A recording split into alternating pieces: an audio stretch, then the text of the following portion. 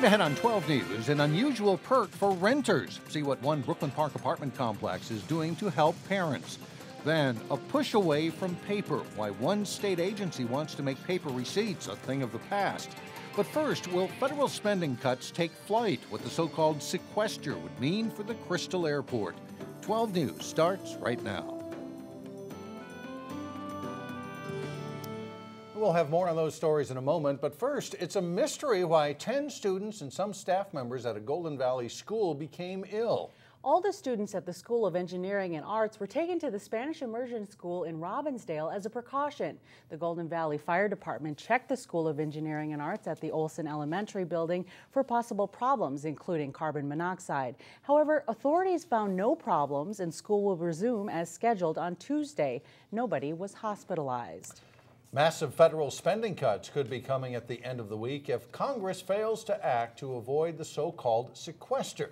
The Federal Aviation Administration would have to make about $600 million in cuts, and as Delane Cleveland explains, that could mean bad news for the Crystal Airport. Situated in the city of Crystal since the 1940s, the Crystal Airport is one of the city's most recognizable features. In 2011, more than 200 planes called the Crystal Airport home. The airport also had nearly 44,000 takeoffs and landings. But after nearly 70 years in existence, it enters a week of uncertainty. Congress has yet to reach an agreement on a deal that would prevent $85 billion in federal spending cuts. Those cuts would go into effect on Friday, and the Crystal Airport is one of the places that would be affected. According to Transportation Secretary Ray LaHood, the FAA has made plans to reduce its budget by about $600 million for the remainder of the fiscal year. Those cuts would include unpaid leaves for a majority of FAA employees and closure of more than 100 air traffic control towers. Sources who work at the airport say the employees are essentially playing the waiting game until Friday's deadline to find out what happens. Meantime, pilots we spoke with say that they could still theoretically use the Crystal Airport without the air traffic controllers. Instead, what they would do is just use radio frequencies to land their planes. However, they caution that if the people who maintain the navigational aids are laid off, the Metropolitan Airports Commission would have to close the airport for liability reasons. In Crystal, Delane Cleveland, 12 News. Transportation Secretary Ray LaHood said in a statement on the FAA website that if the sequester does happen, furloughs and facility shutdowns would begin in April. Questions remain surrounding a body found in a car that was towed away from a Brooklyn Park apartment complex. St. Paul police have identified the woman found as 18-year-old Brittany Clardy of St. Paul. Family and friends say she had been missing for 2 weeks. As we went to air, we were still awaiting the results of an autopsy. Anoka County authorities are leading the investigation in that case, and they have yet to release any more information on Clardy's death, but did reveal that she didn't put herself in the car. Major changes are planned for Brooklyn Park's North Precinct Police Station. The City Council will consider a total remodel of the site on 85th Avenue. That includes construction of a heated police garage for all the city's patrol vehicles. The entire project is estimated to cost $8 million. Tonight, the City Council will decide whether to approve preliminary design work.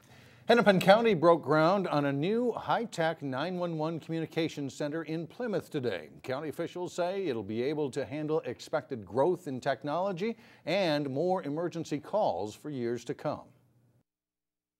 For those of you who know me and know my philosophy, you recognize that I don't carry a lot of resolutions that spend a bunch of money, but I carried this one and I was proud to do it because it is such a fundamental job of government. As county officials formally started construction on the $33 million project, they say it's needed to ensure 911 works every time without fail. The current 911 center opened in 1948 in Golden Valley and is nearing capacity. The new one will use an existing radio tower on county property near the workhouse. It consolidates several operations under one roof and will have a big upgrade in technology. This new facility is not just a need, it is a critical need.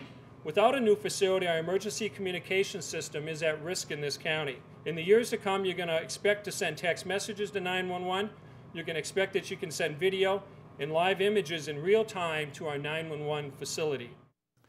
Seeing live video could help police respond to emergency situations, but officials say they'll also have to figure out whether those videos are true and accurate.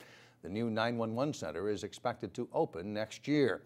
Union workers, meanwhile, used the groundbreaking to protest against a subcontractor that'll be working on the job. Members of the local electrical workers union say an electrical subcontractor has been found in violation of Minnesota's prevailing wage laws on a previous public construction job. County officials say they keep a close eye on payrolls, and they are confident that contractors will abide by prevailing wage laws. Many apartments offer amenities you might expect: a workout room, on-site laundry, and maybe a place to park. But residents at one Brooklyn Park apartment complex can take advantage of a feature you won't get everywhere else: parenting advice.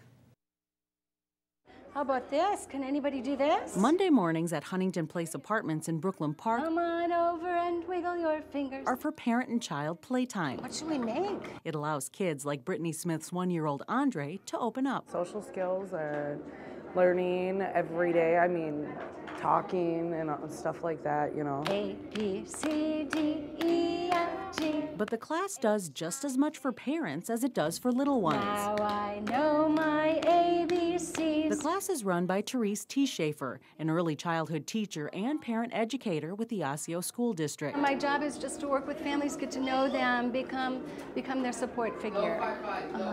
Support them in parenting as it happens. This is an early childhood family education class. Kitty Ken, says Little Duck. As families come in more often for playtime, T. Schaefer builds relationships with them and offers them advice on topics like discipline, teething, and toilet training. You know, way back when they would have coffee, all the mothers would gather around, they would share parenting advice, and now families are a little more isolated. And it's rough being alone when your child is going through a real difficult moment. The horn on the bus goes beep, beep, beep. Huntington Place is paying the Osseo School District to send T. Schaefer here for 1 hour each week. The class is free for residents. Sometimes if you're not even a single parent, you're a new parent, don't always know how to handle this little new thing in your life, and you can get support from other parents and from Teresa's knowledge too. The ultimate goal here is not only to strengthen the parent-child bond, but also to build a better sense of community among residents. So far, parents who come here say it's working. I like the fact that I could hands-on spend more time and play with him, and also meet other mothers.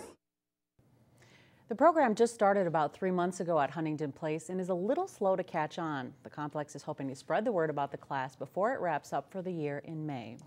The weather isn't the only thing heating up, so is the housing market. This isn't the market of a couple years ago or even last year. Prices are rising, and according to local realtors, the market has shifted to a seller's market. In fact, in the northwest suburbs, depending on where you live, there's 25 to 40% fewer homes in the market compared to just a year ago.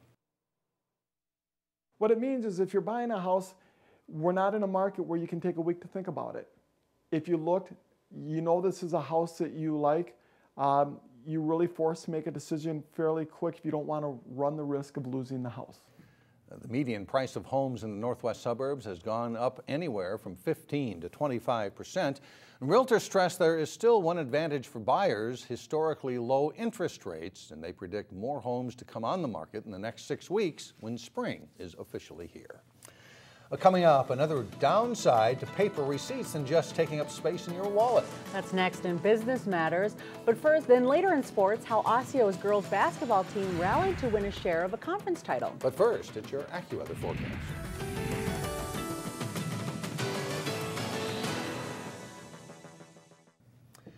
Paper receipts have been around for what seems like forever. We touch them every day and probably don't think twice about it. But in today's Business Matters report, there's an effort to get businesses to move away from all that paper. As Cassie Bonstrom explains, there's a chemical in some of those receipts that could be harmful to your health.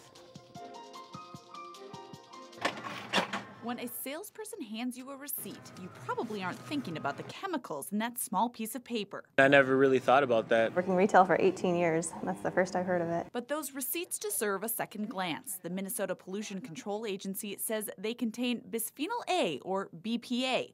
That chemical has been known to interfere with reproductive development and cause other health problems. I've heard of BPA, but I've never heard of it being in receipts.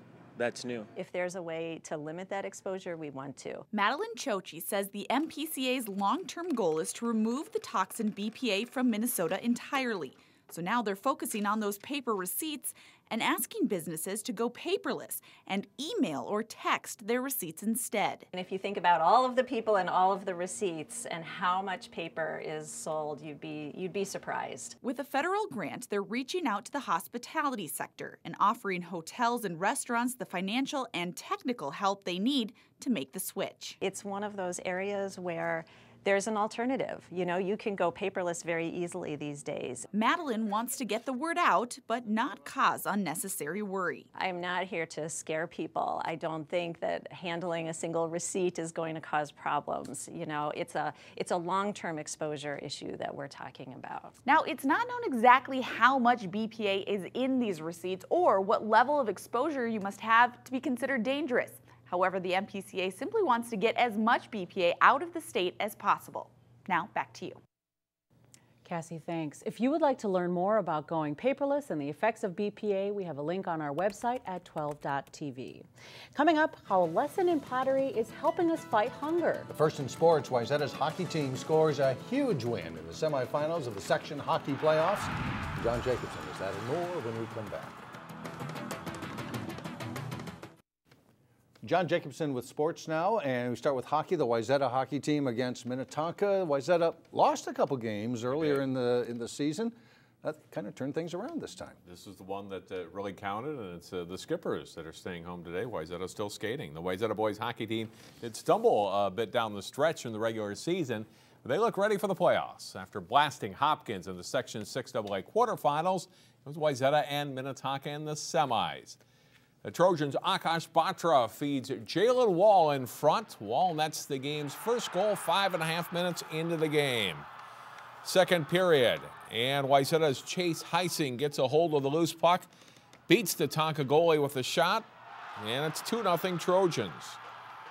The Skippers do answer that one, though. Jimmy Schultz with the shot from the high slot. Connor Thie scores on the rebound to cut Wayzata's lead to 2-1. Same score in the third period when Wayzata's Max Zimmer finds the back of the net for his first playoff goal, and it's 3-1 Wayzata. The Trojans add 2 more, including this one from Wall on the power play. Wayzata, after 2 regular season losses to Minnetonka, eliminate the Skippers 5-1. In the other semifinal in 6AA, top seed Benilde beats Eden Prairie 5-3 behind 2 TJ Moore goals. That sets up Wednesday's final between the Red Knights and the Trojans. Face-off is at 8 p.m. at Mariucci Arena. In Section 5AA, Maple Grove hoped to put a tough season off the ice behind them as they started play in the section playoffs. Third seed Maple Grove taking on number 6 seed Irondale in the quarterfinals. And watch how this one starts. That's the opening face-off of the game. And it's Drake Thompson to Josh Passold over to Nate Erickson for the goal. 7 seconds into the game, the Crimson already on the board. They're up 2-0 when Sam Valeria sets up Erickson for the one-timer. Maple Grove is on the way. They lead 3-0. Still in the first. Thompson with a shot from the point that's tipped in by Chris Freemark. Maple Grove up 4-0 less than 9 minutes into the game. They had 2 more goals late in the second period. Parker Dean to Josh Augustine there for the quick shot. That made it 5-0. And it's Erickson with the assist, setting up Eric Cohens with the final goal of the night. Running time in the third period, the Crimson skate to a 6-0 win. Also in Section 5AA, Champlin Park taking on Anoka. After a scoreless first, Anoka putting on the pressure. The first couple of shots here are blocked. But number 7, Drew McLaughlin, banks it off goalie Tyler Nelson and in. 1-0 Tornadoes through 2. Patch and Austin's Rebels down to the final seconds of the third period. Bryce Plunkett backhands it toward the net, and Luke Dahlman knocks it in to tie it with just 15 seconds left. We go to a second overtime in this game. Dahlman takes the pass and goes to the net. The first one stopped, but he puts it away for the game winner as Champlin Park pulls out a 2-1 thriller.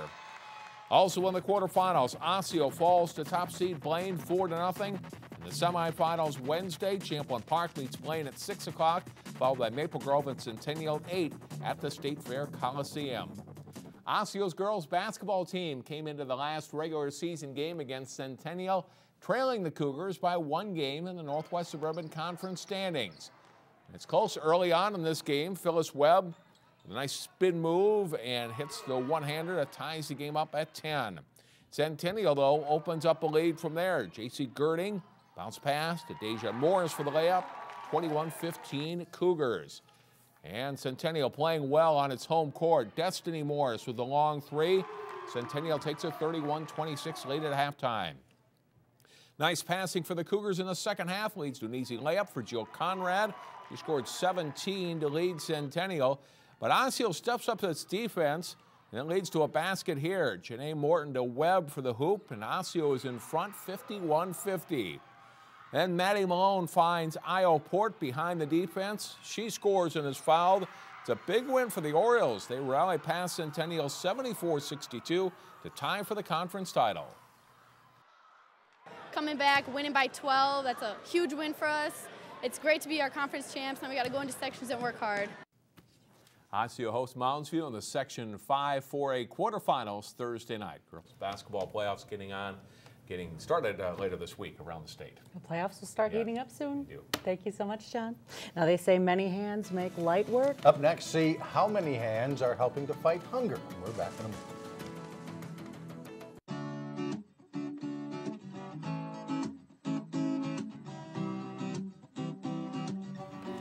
Finally, an artistic way to solve hunger. Nearly 200 potters from age 5 on up got out their paintbrushes over the weekend to decorate bowls they made out of clay. The bowls are put in a kiln and made ready to serve soup for a fundraiser on March 21st.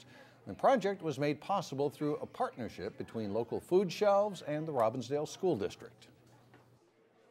It's just another way for people to come together without maybe just writing a check or dropping money off at those organizations or dropping food. It's a way for the community to come together and enjoy something. Again, the Empty Bowls fundraiser is Thursday, March 21st at Sandburg Middle School in Golden Valley. A donation that evening buys a handcrafted bowl as well as bread and soup. There will also be entertainment, including the Robbinsdale area schools all-district orchestra and Native American dancers. And we mentioned this earlier. I'm not sure how many years they've done this, but this has been a long-standing fundraiser for hunger. And well attended, pretty successful over the years. They have a lot of people, a lot of bowls. That's it for now. Thanks for joining us, everyone. Community Corner is up next.